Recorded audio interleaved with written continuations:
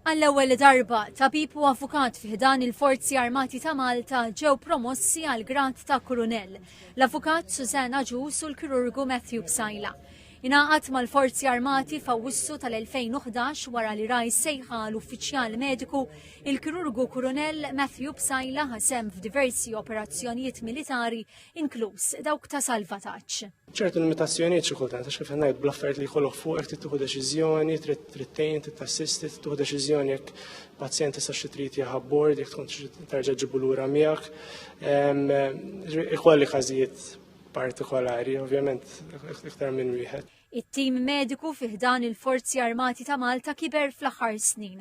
Illum jinkludi 4 tobba, 4 infermiera, 3 fizioterapisti, spiżjar u dental hygienist.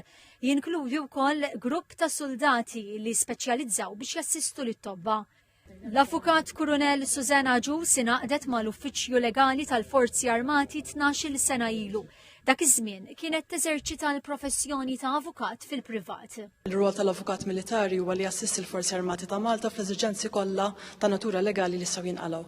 Jiġifieri dawn jibdew minn kawżi l-qorti li fihom tkun involuta l-Armata, legal advisory, assistenza fejn ikun hemm kuntratti, jekk ikun hemm bżonn isiru emendi tal-liġijiet li rigwardaw il-Forzi Armati ta' Malta u anke taħriġ lill membri tal-forza kemm fejn jitlu fuq affarijiet ta' dixxilpina militari u anke fuq sferi oħrajn bħal pereżempju l-International Humanitarian Law.